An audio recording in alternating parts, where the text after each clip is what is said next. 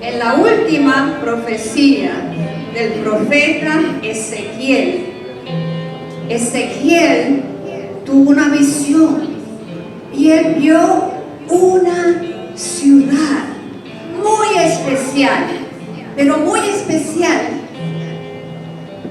Y Ezequiel dijo: Jehová está allí. ¿Sabe una cosa? Jehová está aquí. Tenemos al Dios Padre, al Hijo y al Espíritu Santo. Y Dios se hizo hombre en Jesús. Y era el Dios visible. Y Jesús murió en la cruz, lo enterraron y resucitó. Y fue al cielo. Pero dijo: no te voy a dejar sola, yo voy a estar contigo. Dios es real. Aquí tengo un vaso. Es un vaso real. Esto es un vaso. Esto es un vaso. Es un vaso real. Y aquí tengo una. Voy a poner el vaso adentro de la jarra. ¿Lo puedes ver? ¿Ves el vaso, verdad? Dios es real en nuestra vida. Sí, es un experimento científico. Y por seguro van a venir problemas a nuestras vidas, y tormentas, y luchas. Pero Jehová está ahí. El Dios invisible. No lo puedes ver. No lo puedes ver. Pero tú eres como la ciudad especial y privilegiada. Dios está con nosotros en medio de todas las pruebas. No lo podemos tocar como cuando estaba Jesús, pero es real, igual que el vaso es real. Dios está con nosotros. Jehová está aquí. Otro de los nombres de Dios que significa Dios está aquí o Dios está allí. Dios está aquí, tan cierto como el aire que respiro, tan cierto como a la mañana se levanta el sol, tan cierto como ese vaso que estaba dentro de esa jarra y no se veía, pero por el hecho de que no se viera no significaba que no estaba adentro, ¿verdad? Ahí estaba. Amén. Gracias.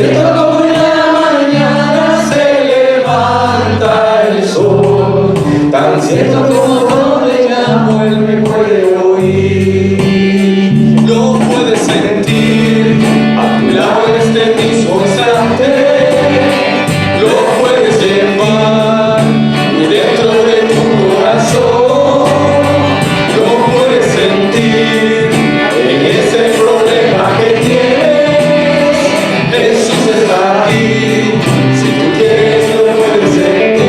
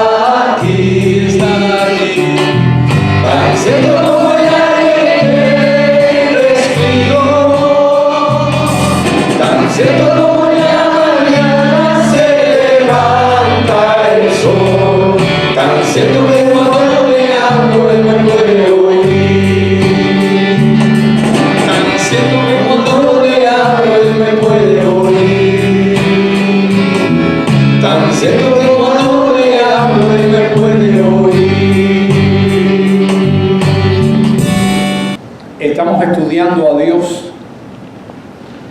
Por eso estamos estudiando los nombres de Dios, porque cada día una de las cosas que ya tiene que hacer el cristiano es conocer más de Dios. Vamos a tener un momento de oración, poniendo este tiempo delante de Dios. Señor, te damos gracias porque ahora podemos estudiar tu palabra, y estudiando tu palabra conocemos más de ti. Conocemos más de ti, y al conocer más de ti podemos amarte más. Mientras más conocemos de ti, más te amamos. Tú nos conociste a nosotros desde antes de la fundación del mundo. Y como he explicado aquí, Señor, que tú me enseñaste en tu palabra, conocer en el ambiente cristiano y bíblico y tuyo, Dios, tiene que ver con el amor. El ser humano, mientras más conoce a una persona, más lo ama. Más lo puede amar. Sobre todo si la persona es buena. Y tú eres un Dios bueno. Todo el tiempo tú eres bueno, Señor. Ahora ayúdanos a estar caminando por tu palabra y estudiándote a ti, Señor. Y haz que nuestro espíritu esté en un ambiente de adoración, cual María estaba sentado a tus pies una vez. Gracias, Dios mío. Gracias. En el nombre de Jesús. Amén. Bien, estamos estudiando hoy el penúltimo nombre de Dios y el último nombre de Dios compuesto que vamos a estudiar. Quedan algunos nombres de Dios que son menos utilizados, pero creo que hemos cubierto lo fundamental y más importante. Como ustedes ven, estamos por la 12ª o la 12ª parte de este estudio. 12 estudios hemos dado de los nombres de Dios. Vamos a terminar la semana que viene, ya finalmente. Y de los nombres compuestos de Dios, hoy es el último. Cuando hemos estudiado los nombres compuestos, usted tiene que darse cuenta que hemos caminado, Dios se ha mostrado, y este es el caminar que hemos hecho. Dios se ha manifestado en la Escritura en un orden, y es el orden de los nombres de Dios, en el orden que lo hemos dado. Y este es el último. Y si usted ve, se da cuenta, cada nombre se acerca más al Nuevo Testamento.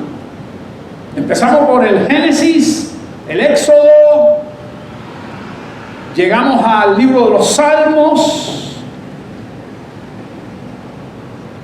Hoy estamos en algo que ocurrió después de los Salmos y en los Salmos, en una profecía de Ezequiel, que es este nombre de Dios. Gracias, José. Es este nombre de Dios, Jehová Sama. Este es el nombre que vamos a estudiar hoy. ¿Y su significado cuál es? Jehová está allí. Jehová está allí.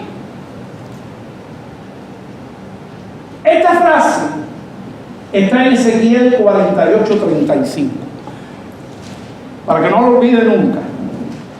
¿Se acuerda de Ezequiel? Escúcheme. Se acuerda de Ezequiel, un profeta de Dios. Y baja al último verso de Ezequiel, al último capítulo y último verso, y ahí ese es el verso. Ezequiel 48:35. Es el último verso del libro de Ezequiel. Jehová Sama. Yo no estoy seguro que la pronunciación es así. Lo he visto pronunciar varias veces y no puedo saber cuál es la más correcta. Obviamente esta que está aquí es la misma. Se le ponen más letras. Aquí es Shama. Pero escuché una gente diciendo Shama. No sé si es Shama o Shama. O Sama o Sama. Pero el significado primario, ¿qué cosa es? Dígalo todo el mundo. Jehová está allí. Correcto. Jehová está allí. Ahora, no podemos quedarnos ahí, porque eso viene mucho más y ese es el objetivo del mensaje. Espero que sea una bendición. Yo voy a dar una introducción aquí. Si usted quiere estudiar profundamente esto, debe revisar el segundo libro de los Reyes, 24 y 25 capítulos. Si se lo puede leer entero, mejor. Segundo libro de los Reyes. Libro de Reyes hay dos, primero y segundo. Está en el 24 y el 25. Muchas de las cosas que vamos a estudiar aquí. Jeremías es el profeta que más le profetizó a Israel con relación al cautiverio. Él no estuvo en el cautiverio. Él profetizaba en Judá, cuando Judá estaba en su peor pecado. Allí estaba el profeta hablando de que iba a haber una deportación, que iba a ser sitiada, que iba a ser vejada y que era un desastre y iba a ser destruida. Todo eso lo dijo en varios momentos. ¿Quién? Jeremías. Por eso le costó que lo tiraran en una cisterna, eso le costó que lo golpearan, que lo pusieran en un cepo, eso le costó llantos. Yo creo que ha sido el profeta que más lloró, Jeremías. Cuando vino la deportación babilónica, se llevaron a mucha gente y a él lo dejaron allí. Después mataron a muchos de los que se quedaron, los mismos judíos, y después lo deportaron para Egipto. Este es Jeremías, que nunca estuvo en Babilonia. Jeremías. El otro profeta que profetizó fue Ezequiel. Y este sí profetizó en el exilio. A él lo llevaron y allí profetizó. Y vamos a estudiarlo un poquitico hoy. Ezequiel es un libro difícil de estudiar. Tiene unas profecías difíciles de interpretar. Casi nadie estudia el libro de Ezequiel, sobre todo en su parte más final. Pero sella con un texto el libro difícil, que es una bendición en todos los tiempos, igual que el Salmo 23. Cuando estudiamos el nombre de Dios, que es ¿cuál? Jehová es mi pastor. Estudiamos la semana pasada una de las grandiosas expresiones que acompaña y ha acompañado a través de todos los tiempos a los cristianos. Jehová es mi pastor. Hoy es Jehová Shammah o Sama. Jehová está aquí. Para entrar en esto, también quiero aclarar aquí, ustedes van a ver aquí dos versos, Salmo 37 y 126. Estos fueron los últimos salmos que se escribieron. Lo escribieron en tristeza y en oprobio y en sufrimiento los judíos en el exilio por causa de su pecado. Quiera Dios que la tecnología me ayude a hacer todo lo que quiero hacer aquí hoy, porque traigo algo interesante con respecto a estos salmos. Por eso todo esto está aquí. Y ahora yo quiero comenzar con el texto como tal.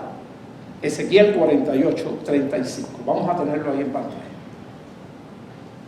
Dice: todo el contorno tendrá 8,000 cañas, y desde aquel día el nombre de la ciudad será Jehová Shammah, Jehová Sama.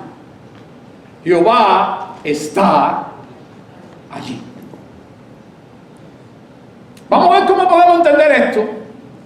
Pero estamos hablando aquí, y es una cosa que hay que memorizar, que es el nombre de una ciudad. Esa es una cosa que hay que memorizar. Repita conmigo: es el nombre de una ciudad. Es el nombre de una ciudad. Y será llamada ¿cómo? Jehová Sama o Sam, que es Jehová está allí. Pero no olvide eso.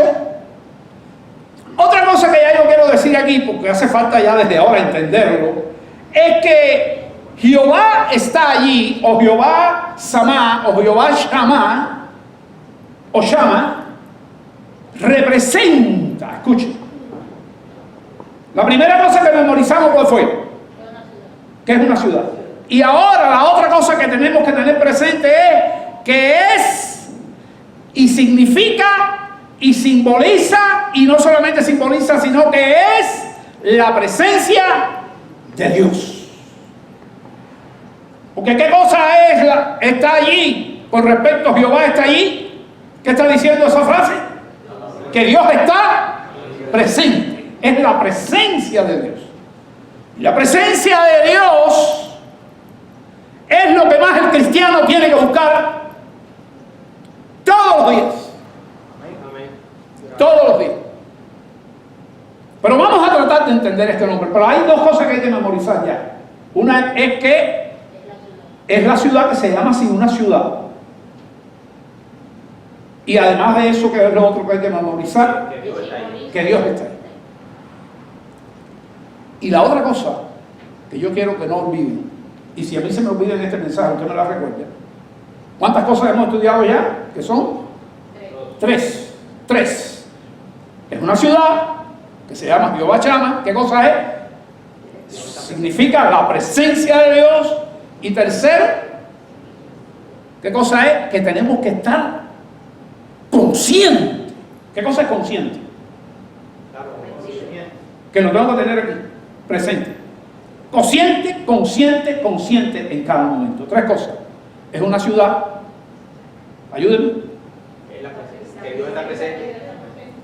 Es que significa la presencia de Dios y es que tenemos que tenerla consciente. Tenemos que estar conscientes en cada momento. Pero eso lo vamos a estar estudiando en el camino. Quiero hablar un poco del contexto histórico-político para poder disfrutar, fíjate cómo le digo, y entender esto. Aunque es un contexto sombrío, yo pienso que lo vamos a disfrutar. Vamos a poner la próxima, a ver si podemos avanzar. Jehová Sama, Jehová está allí. Miren, escuchen bien. Es la visión que Dios le dio a Ezequiel, el profeta que le dije. Le da una visión extrañísima, pero termina con el texto que acabamos de ver ahí. ¿En qué lugar está ese texto? En el último versículo de qué libro? De Ezequiel. 48, 35. Es la visión que Dios le da al profeta. Pero ¿cuándo se la da? Cuando el pueblo judío, el pueblo de Dios, estaba allá donde? En el exilio. Ahora le voy a recordar algo. Está en el exilio, lo botaron, se quedaron sin ciudad. Después que conquistaron la tierra que fluye leche y miel, ahora estaban ¿dónde? Exiliados, sin derecho ninguno, muertos la mitad de todos los familiares queridos, esclavos, con impuestos altísimos, no tenían derecho a nada. Así estaban, después de haberle Dios dado tantas cosas. Pero ustedes se recuerdan cuando salieron de Egipto con tanta victoria y con las manos ricas, porque los egipcios le dieron todas las joyas, si usted se acuerda bien de esa historia, y le dieron de todo, iban, y allí, y cuando vieron el ejército atrás, empezó la murmuración, querían matar a Moisés, y todas esas cosas, y preferíamos quedarnos en Egipto, donde estaban, que no podían más. A veces los cristianos quieren regresar a Egipto. Cuidado, por eso estamos estudiando estas cosas. A veces queremos regresar a Egipto. Pero si usted ve, todos los nombres de Dios van diciendo los problemas que hay. Con excepción de Jehová Jireh, que fue un problema. Jehová Jireh fue un problema.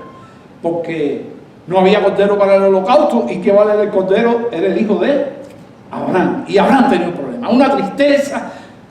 Cuando fue a dar el cuchillazo para matar a su hijo, Dios le dijo, detente. Y allí vino Jehová, ¿el nombre qué? Jehová Jireh. Siempre el nombre ese, yo lo aclaro hoy. Siempre el nombre de esa gente dice Jehová Jireh, porque Jehová provee. Jehová provee y Jehová provee. Jehová me provee mi casa, Jehová me provee mis zapatos, Jehová me provee el viaje a Disney, Jehová me provee el crucero, Jehová me provee, Jehová me provee. Ese no es el significado verdadero de eso. El significado verdadero es que Jehová provió un cordero para el holocausto. Pero la gente enseguida piensa en la tontería. En un cordero para el holocausto que nos iba a dar ¿qué cosa? Salvación eterna. Y nos iba a librar de un peor Egipto que es el infierno de fuego. Jehová Jireh. Todo ellos están siendo estudiados. Todos están en el internet. El último fue riquísimo y lindo. Jehová es mi pastor. Bueno, pues esta gente ya estaba en el exilio. Dice aquí el exilio babilónico, sufriendo y echando de menos la gloria de la tierra prometida ya perdida. ¿Sabe cómo fue eso? Jeremías estaba arriba de ellos. Ahí. Pero ellos seguían con la idolatría, seguían con la fornicación, seguían con la injusticia, seguían mintiendo. En las cortes no había ley. Los ricos explotaban a los pobres. Así era el pueblo de Israel. Dios no quería nada de eso. Dios le dio leyes limpias para eso. Pero ellos seguían lo suyo. Seguían haciendo lo que querían. Fornicaban, cometían adulterio. No cumplían las leyes de Dios, las leyes de santidad. Y Dios les mandaba advertencia. Y así fue por un proceso de decenas y siglos. Generaciones y siglos. Hasta que llegó al punto máximo. Aquella tierra que fluía leche y miel, decía que era abundante, que no faltaba nada, que vivían tranquilos, que vivían felices, se desviaron por el camino. Y los cristianos tenemos que estar atentos a eso. Se desviaron del camino y vino la justicia de Dios. Ahora hay ¿qué cosa? Esclavos de otro imperio, cruel, por causa de sus pecados, la idolatría de dioses falsos y todos los pecados que siguen. En el año 14, después de la caída de Judá, llega esta profecía. Miren, primero ocurre una primera invasión. Matan a un montón de gente. Dejaron intacta la ciudad. Pero ya se llevaron a mucha gente para el exilio. La gente más inteligente, la gente de más sabiduría, toda esa gente fue para el exilio. La gente rica fue para el exilio. Porque tenían cerebro para hacer negocio. Y dejaron allí a la gente más pobre, con un montón de muertos que ellos mismos tuvieron que enterrar. Miles de muertos.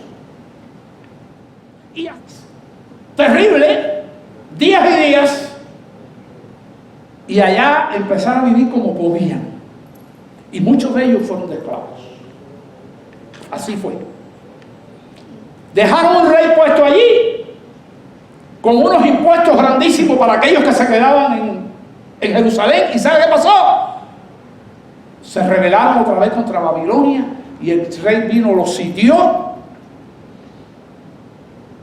hasta que ya no podían más. El sitio duró más de un año. Y ya no podían, ya dice que algunos se comían a otros. Entonces cuando él ve que se rebelaron, finalmente cuando no podían más, muchos guerreros se trataron de escapar. Por una parte, al final esos guerreros y el rey se escapó y al final lo agarraron, hicieron todo eso ahí. Después que ya, esta es la segunda vez, y entonces derrumbaron toda la muralla y acabaron con el templo. Destrozaron el templo. Y al rey Sedequías, miren lo que esta profecía llega en el año 14, después de la caída de Judá y la toma de Jerusalén. La profecía que estamos, el nombre de Dios. Pero, ¿en qué culmina ahí? Ahí. Porque le dije que fue en 2 tiempos. Bueno, fueron casi 14 años para que ocurriera lo otro. O sea, lo que le acabo de contar ahora por segunda vez. Ya la destrucción total. Destruyeron totalmente la ciudad. Y dice que esta profecía llega al año 14 después de la caída de Judá y la toma de Jerusalén. Y esto fue la justicia de Dios. Estudiamos un nombre que se llama Jehová Sidkenu. Justicia de Dios, qué nombre tan lindo. Sidkenu. La justicia de Dios que ahora está sobre nosotros, donde Cristo pagó por nuestros pecados y nuestras maldades. Pero cuidado, mire aquí lo que pasó. Cuando destruyen a Jerusalén y el rey trata de escapar, esto fue la justicia de Dios aplicada por Nabucodonosor. ¿Sabe lo que le hizo Sedequías? Degolló a los hijos del rey Sedequías delante de él. Puso todos sus hijos ahí y los degolló. Y después, ¿qué le hizo a Sedequías? Nabucodonosor, el rey de... Y mire lo que dice, justicia de Dios aplicada ¿por quién? Por un impío, por uno que no creía en Dios. Pero ahí está así. Era la justicia de Dios, Dios usando un impío para destruir, y más que destruir, disciplinar y castigar a su pueblo por la desobediencia, por los pecados. Así de triste, así de triste. Y esto está advirtiendo, dice el apóstol Pablo, que el Antiguo Testamento está para advertirnos a nosotros, para darnos advertencia. Y le degollaron a los hijos delante del rey Ezequías. Y después el rey propiamente fue a su cabeza y con sus 2 pulgares le sacó los ojos a Sedequías. Se lo taparon con un paño, lo encadenaron y lo metieron en una cárcel sin anestesia hasta que se muriera. Y así estuvo más de un año. Y allí la gente.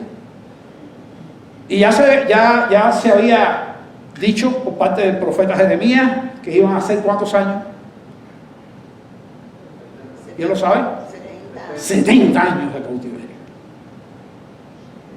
Quiere decir que posiblemente los viejos se iban a quedar muertos por allá y los más jovencitos ya iban a hacer ¿qué cosa? Viejos. ¿Se acuerdan? ¿Se acuerdan que para allá, además del profeta Ezequiel, había otro profeta más allí? Daniel, que se fue hecho un teenager, junto con Mesach, Cedrat y Abednego, allá. ¿Se acuerdan de eso? Pero la profecía que viene en el año 14, después de pasar todo eso, es para alentar al pueblo, para darle una esperanza. Que va a haber una ciudad, escúcheme, que va a haber una ciudad, le dio las medidas que se llaman Jehová Shama, Jehová está allí. Y eso estaba simbolizando la Jerusalén que habían dejado. ¿Estamos claros? La Jerusalén que habían dejado. Eso para darle un ápice de esperanza en medio de tanto sufrimiento. 70 años. Y así ocurrió. Si vas al libro de Esdras, allí estaba Nehemías. Dios lo levantó y empezaron regreso. Dios usó a Ciro, el rey Ciro, que Jehová le llama mi pastor, que reconoció a Dios que le había dado todos los reinos del mundo, que Daniel los recibió en Babilonia a Ciro, y ese Ciro le dio de su tesoro y le dijo: pueden llevar todas las cosas del templo para atrás. El rey que sustituyó después a la jerarquía babilónica de Nabucodonosor, Ciro el rey. Y los judíos regresaron, muchos, la mayoría regresó, muchos se quedaron allí, ya tenían su vida hecha, pero el remanente regresó a reconstruir la nueva Jerusalén, levantaron el templo con 1000 trabajos allí, porque allí tuvieron enemigos, ¿se acuerdan? Y ya se podía decir entonces, los mismos judíos que se quedaron allí en Babilonia después de los 70 años, podían decir nuevamente, ¿qué podían decir?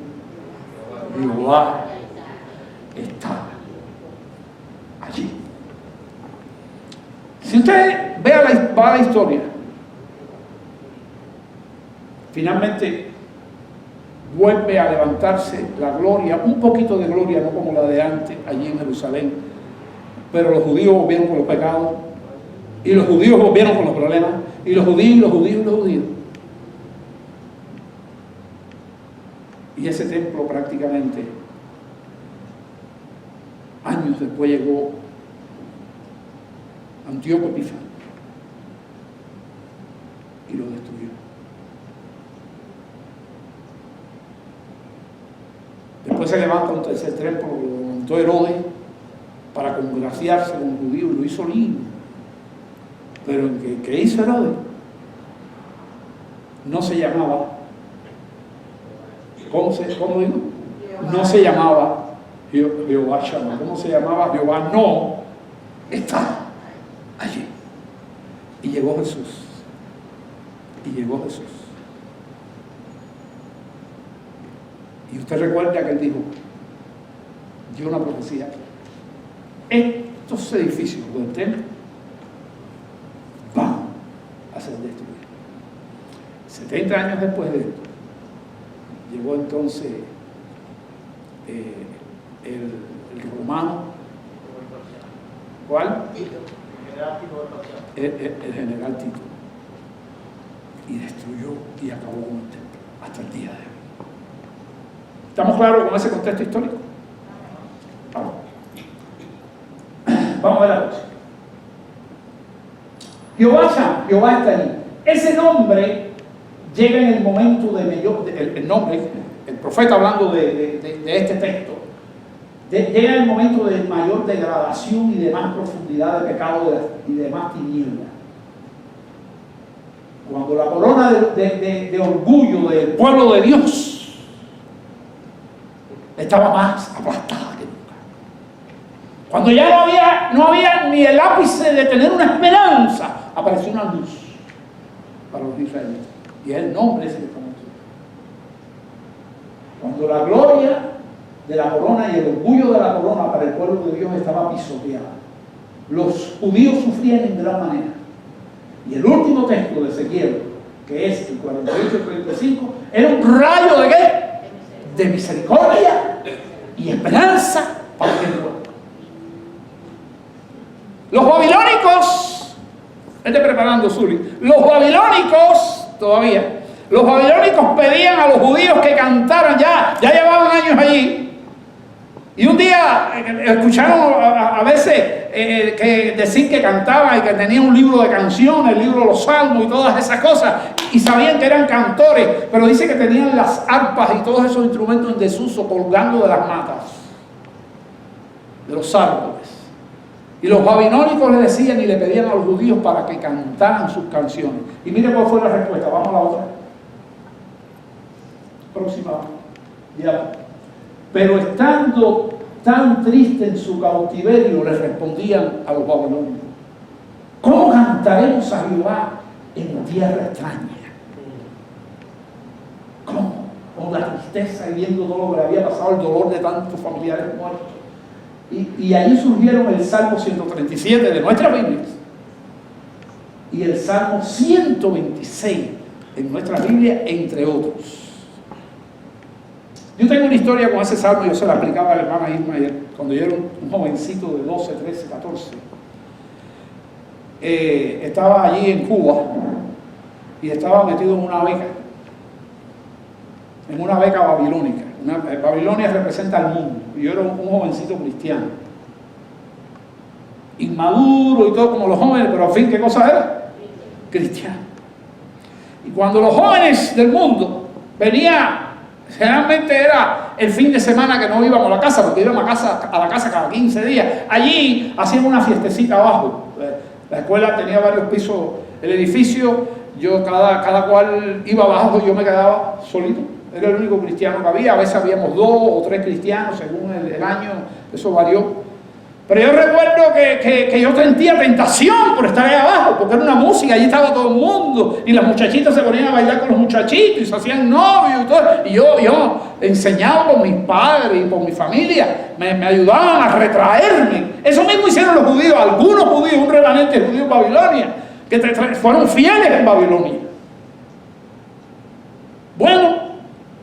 Pero había una canción muy linda que a mí me gustaba mucho.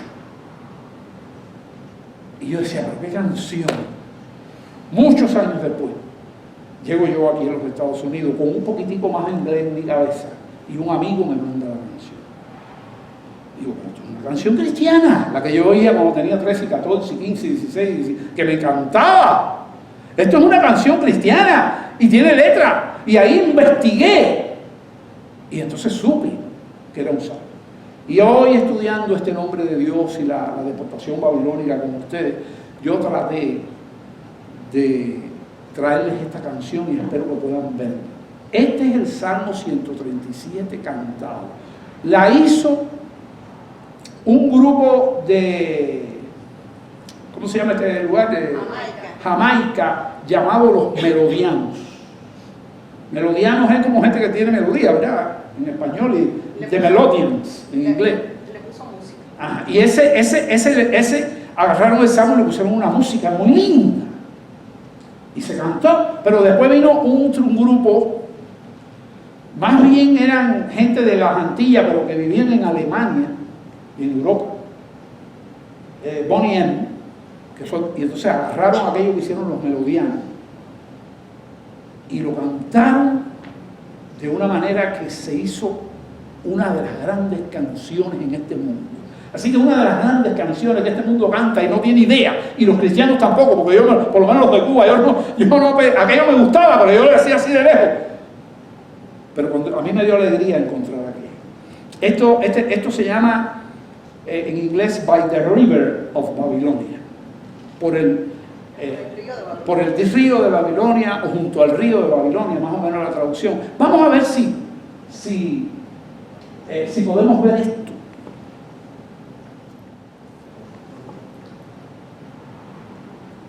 Bueno, no podían cantar las canciones.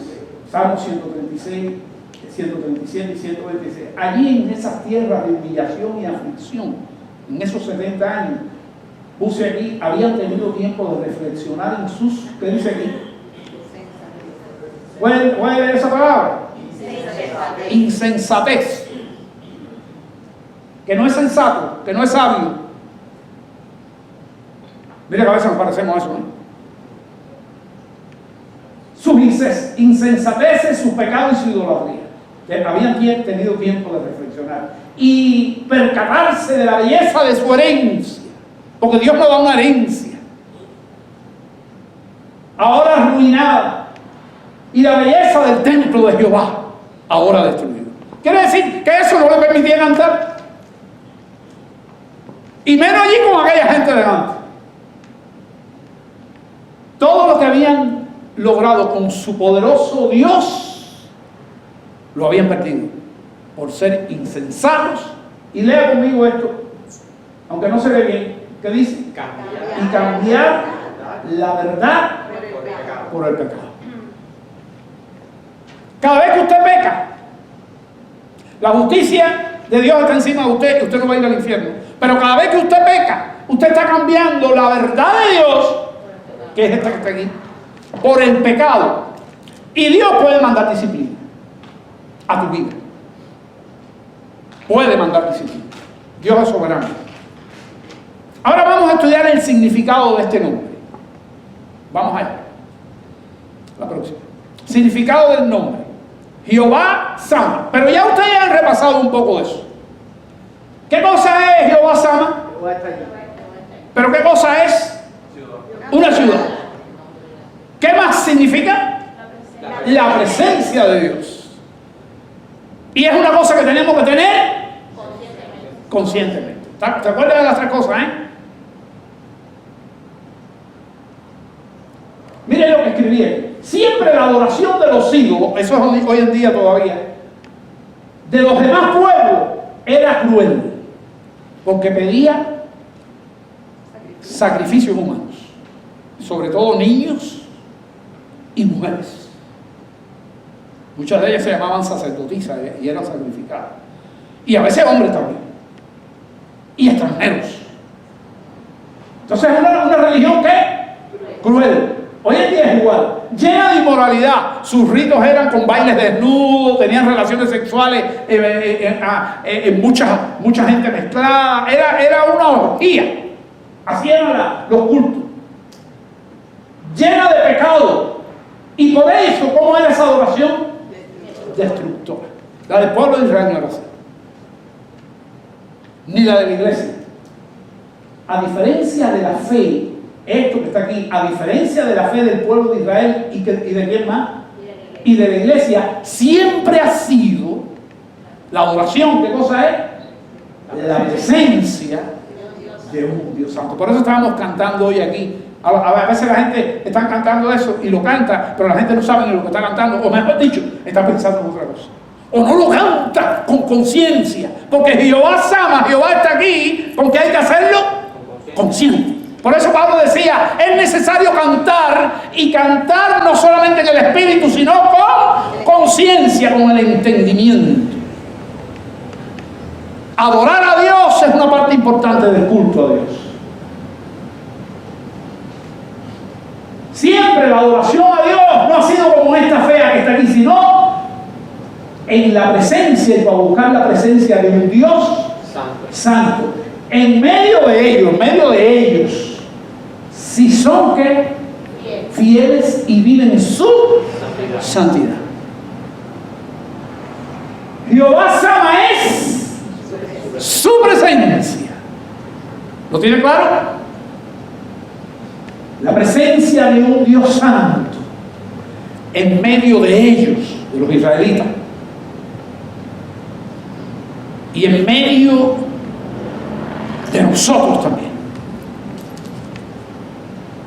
Era realidad. Moisés, cuando fue a sacar a la gente de Egipto, le dijo, si tu presencia no va contigo, ¿qué le dijo? No me saques de aquí. Porque él sabía que el camino por ahí era, si tu presencia, y Dios le dijo, mi presencia estará contigo. Dios le dijo a Josué, toma este libro de la ley, Josué 1:8, que yo se lo pongo a la gente cuando le dedico a las Biblias. Josué 1:8, toma este libro de la ley y medita en él de día y de noche, para que hagas conforme a todo lo que en él está escrito. No te desvíes ni a derecha ni a izquierda, para que hagas prosperar tu camino y todo te salga bien. Toma este libro de la ley, que yo le digo a la gente que hay que pasar tiempo con él y hay que aprendérselo. Esto es una bendición. Y el texto que viene atrás le dice, después que le dice eso, le dice, mira que te mando que te esfuerces y seas valiente. No temas ni desmayes. ¿Por qué? Porque Jehová tu Dios estará contigo a donde quiera que vaya. ¿Qué le prometió? ¿Qué le prometió? Su presencia. Josué 1, 8 y 9.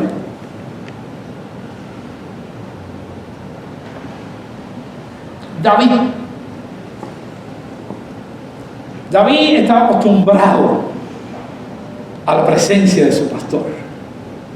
Por eso él decía, al final de su vida escribió ese salmo, estudiamos la semana pasada, Jehová es mi pastor, Jehová, y nada me faltará. Y aunque ande en valle de sombra de muerte, no temeré mal alguno, porque tú estarás conmigo. ¿Qué cosa tenía seguro David? La presencia de Dios. Cuando se enfrentó al gigante,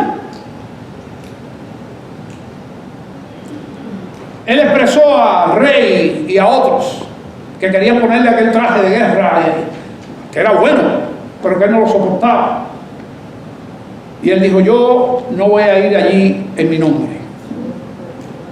El mismo que me libró del oso y del león.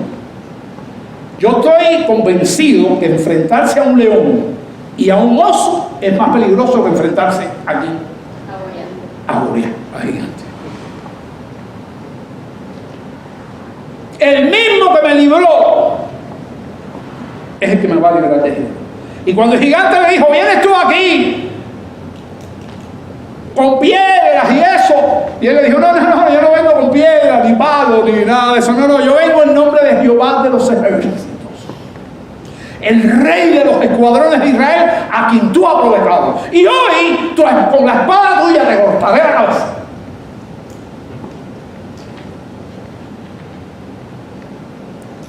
¿Quién estaba con David?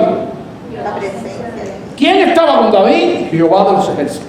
Y yo pregunto, ¿y el pueblo de Israel, cuando vio aquella escena del jovencito agarrando la onda y diciendo todas estas cosas, qué estaba diciendo? Dios. ¿Qué estaba? Jehová está allí. Yo pregunto, ¿Dios podrá decir eso de mi casa? De tu casa. La gente que te ve podrá decir eso de la iglesia de hoy.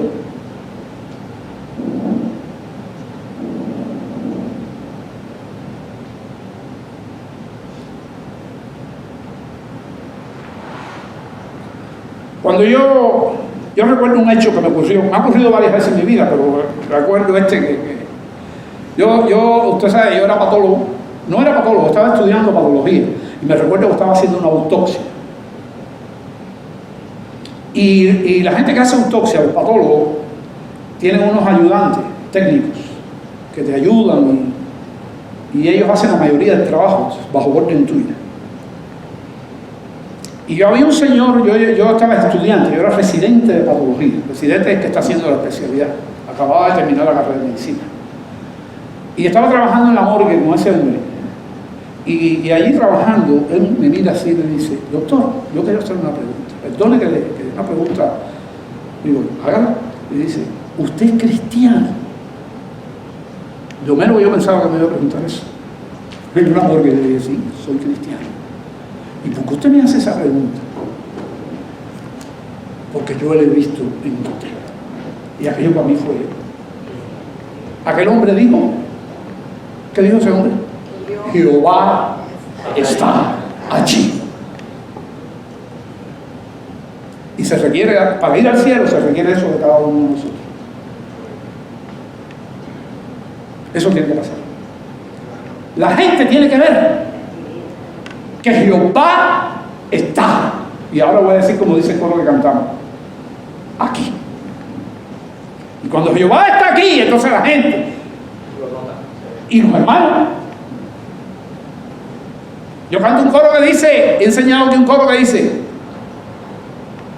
yo te amo con el amor del Señor, yo te amo con el amor del Señor, porque veo yo en ti, mi hermano, la gloria de mi Rey, y te amo con el amor del Señor. La presencia de Dios en la vida de Dios.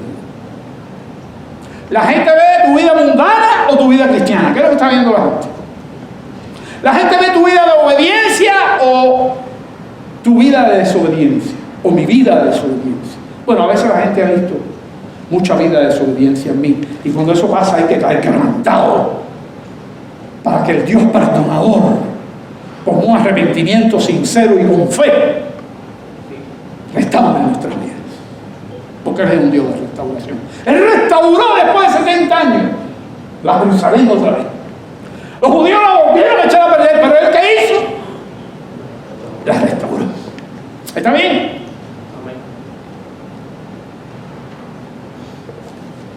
La presencia de un Dios santo estaba en medio de ellos, de los israelitas, y era real. Aún, escuchen, voy a poner otro ejemplo, aún en medio del exilio babilónico, ¿se acuerdan? Todo lo que pasó allí. Un día, la gente del gobierno inventaron algo para dañar a los hebreos que Dios lo había levantado. Y construyeron allí una gran estatua para que todo el mundo lo adorara. Y hicieron una celebración tremenda, y en esa celebración estaban Sadrach, Mesach y Abednego. Estaban Y de pronto, la celebración. Y metieron la ley ahí. No, hay que adorarla. Y todo el mundo la adoró. Hasta algunos hebreos. Pero hubo 3 que no lo hicieron. Y yo creo que no estaban divirtiéndose, ellos estaban asustados, pero esto que se le ocurrió al rey, si el rey es el que nos ha puesto jefe de provincias aquí, y ahora nosotros, él sabe que nosotros no adoramos. Pero una gente que le tenía envidia, le metió en la cabeza al rey esa ley, y el rey de verdad que no se dio cuenta, y de pronto cuando él ve que todo el mundo se adora y que se quedaron parados, ¿quién? Sadrán, Mesach y Abednego. Entonces alguien le dijo, oye, tú, la ley que tú firmas, ni tú puedes echarla para atrás, acuérdate. Y agarraron a esos jóvenes y lo echaron en el horno de fuego. ¿Y qué pasó? Empezaron a caminar allí. Pareció una fiesta aquello. Y el rey Nabucodonosor dijo, ¿y ahí qué pasa? ¿Y ahí qué está pasando? ¿No estamos muertos? ¿Están caminando? Pero además, echamos 3, yo veo 4. Echamos 3, no echamos 3, sí, yo veo 4. Y ese cuarto que veo es de la presencia del Hijo de los dioses. Así lo interpretó él, su mente impía. Pero ¿quién estaba allí, hermano? Jehová. Y todo Babilonia que estaba allí, más los hebreos que se arrodillaron, tuvieron que decir, allí está Jehová. Jehová está allí. Jehová Shammah, aún en Babilonia.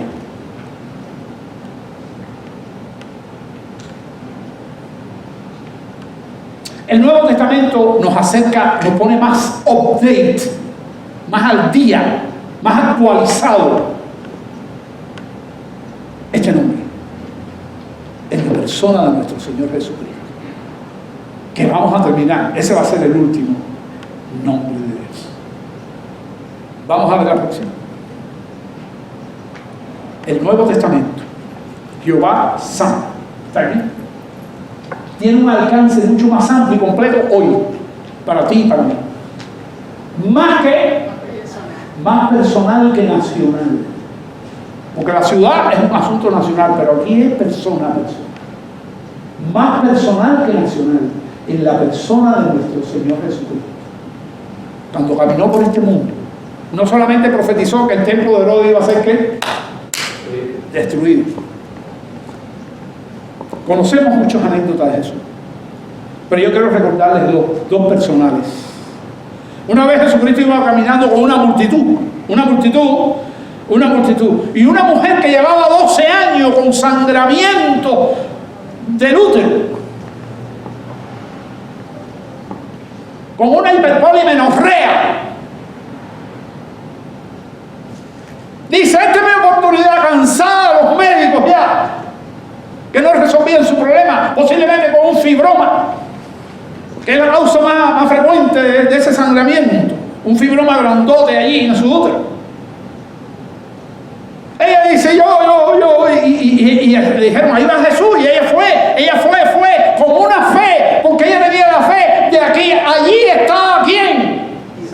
Dios, Jehová está allí Jehová ¿qué? Shammah. Y ella dijo, tan solo tocando un manto, un pedacito del manto en esta multitud, y allí hizo así, ¡pah! Y cuando hizo eso, Jesucristo hizo así. ¿Quién me ha tocado? Y le dijeron a los discípulos, ¿quién te ha tocado? Todo el mundo te está empujando. No, aquí hay una gente que me ha tocado de una manera especial. Y ella dijo, ay Señor, fui yo, que estoy enfermo, Señor. Tu fe te ha salvado.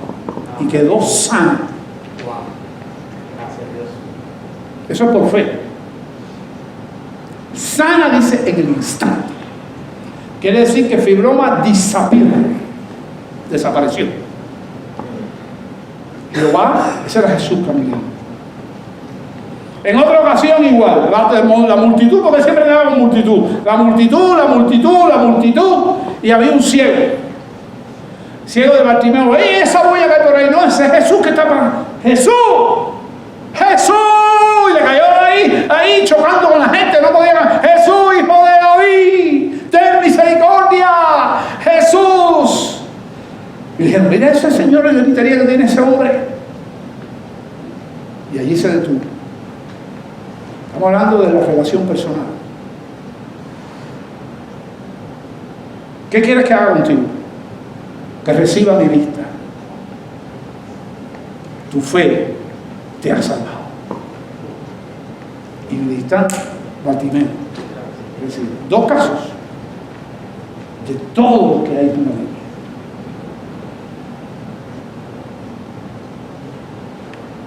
Es más personal en el Nuevo Testamento que nacional en la persona de nuestro Señor Jesucristo. Por Jesucristo muerto y resucitado, ¿qué pasó? Se rompe el velo. Wow. El sacerdote no podía entrar a la presencia de Dios así como así. Sin embargo, Jesucristo, ¿qué hace? Rompe el velo. Y cada uno de nosotros puede entrar cuando lo quiera a su presencia. Y no lo hacemos porque somos parecidos a los israelitas impíos de aquella época. Y nos cuesta venir aquí, donde el velo ya está roto, y le damos importancia a cualquier otra cosa que al Dios de los cielos. Se rompe el velo y podemos estar en su presencia, aún más cuando creemos en Él. Dice que el Santo Consolador, cuando creemos en Él, el Espíritu Santo de Dios, que es el mismo, es Dios, el Espíritu de Cristo, que hace, entra en nuestro propio cuerpo y nos hace ¿qué? ¿Lo puede ver? Nacer de nuevo. Y Dios mora en nosotros. Y somos los más privilegiados de que la gente pueda decir, Jehová está ahí. ¿Está pasando eso? Jehová está ahí.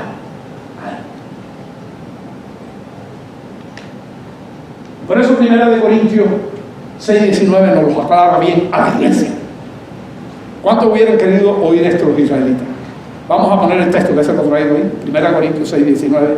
¿O no sabéis, dice el apóstol Pablo, que vuestro cuerpo es que templo del Espíritu Santo? Somos templo.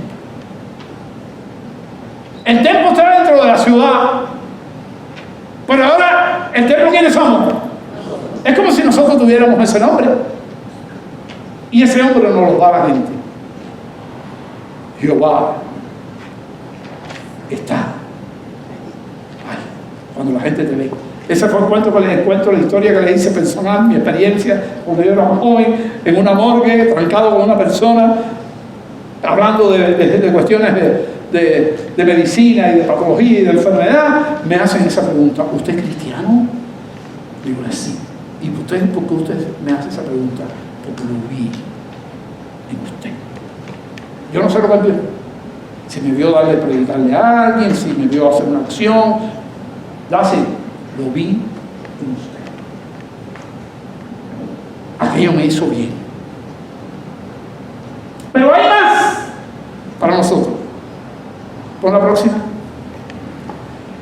Bien, es obvio que aunque cuando Ezequiel se le ordena esta misión de regreso a Babilonia, Dios le ordena que haga esa profecía para esperanza y aliento de los cautivos allí, porque allí eso quiere decir que les iban a volver otra vez ¿a dónde? A la ciudad de Jerusalén. Tenía una significación mucho más amplia que jamás podía realizarse con el retorno de ellos. Esta profecía es más profunda todavía. Y miren lo que dice aquí. Esto lo escuché con Stone, Jonathan Stone, el autor del libro, La interpretación judía ortodoxa de esta visión. La interpretación judía de Ezequiel 48:35 siempre ha sido literal y no simbólica. ¿Qué quiere decir esto? Los judíos interpretaron eso como literalmente. Sin embargo, hoy la Biblia, el libro de Apocalipsis, nos habla que la Jerusalén va a ser restaurada y que Cristo va a venir con su iglesia y va a estar en una ciudad que era Jerusalén, terrenal, y va a ser por qué tiempo, por 1000 años. Pero hay un grupo de la iglesia que dice que no, que eso es simbólico, y entonces ahora los simbólicos todos las ponen simbología por aquí y por allá. Pero miren lo que dice el libro de Apocalipsis, vamos allá. Por la próxima. Su cumplimiento se realiza en una Jerusalén terrenal. Entonces vendrá el Mesías y reinará como hijo de David, con una Jerusalén con trono y centro espiritual y político de la tierra. Así será llamada como Jehová Santo. Y para nosotros, la Biblia, ¿cómo la llama? El milenio. Dice Apocalipsis 24 y 7. Ellos volvieron a vivir y reinaron con Cristo por 1000 años. Pero hay más. Ese es el milenio. Y termino con esto. Hay más. Por la próxima. Pero hay una aplicación mucho más plena del final de esta profecía. Y es la de un cielo y tierra nueva. ¿Usted cree eso? Eso lo profetizó Jeremías. Mire, Isaías 5, del 65 17, usted lo tiene en su papel. Apocalipsis 21 y 22 y segunda de Pedro 3:13. Pero hay una aplicación mucho más plena y final que esta profecía, y es la de un cielo y una tierra nueva donde mora la justicia. Un hogar eterno, ¿dónde? En los cielos. El apóstol Pablo junto con todos nosotros decía, más nuestra ciudadanía. ¿Lo quiere decir conmigo? Más nuestra ciudadanía está en los cielos. El que le quiera irse para el cielo, repítalo conmigo, porque lo creen. Más nuestra ciudadanía está en los cielos. Una tercera oportunidad. Más nuestra ciudadanía está en los cielos, de donde esperamos al Salvador. Pero hay una aplicación mucho más plena y final de esta profecía, y es la de un cielo y una tierra nueva, en donde mora la justicia, un hogar eterno en los cielos. Según las promesas de Dios, esperamos cielo nuevo y tierra nueva, en los cuales mora la justicia. Y esa ciudad se dirá, Dios está allí. Por la próxima. No vi en ella templo. No había templo en esa ciudad. Porque el templo, ¿quién es? El mismo Dios. No hace falta. No vi en ella templo, porque el Señor Dios Todopoderoso y el Cordero es el templo de ella. ¿Qué modo dónde? En nosotros. La ciudad no tiene necesidad de sol ni de luna para que resplandezca en ella, porque la gloria de Dios, la presencia de Dios, la ilumina, y el Cordero es quien la ilumina. Es una lámpara.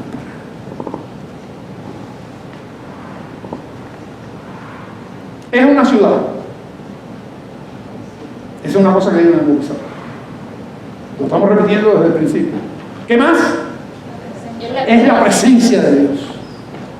Y tenemos que tener conciencia de que está ¿dónde? En nosotros. Porque el Espíritu Santo de Dios mora en nuestros corazones. Hagamos y vivamos de manera que todo el que nos vea pueda decir de nosotros, Jehová llama. Jehová está allí. Vamos. Señor, esta es tu palabra predicada. Dios está aquí, tan cierto como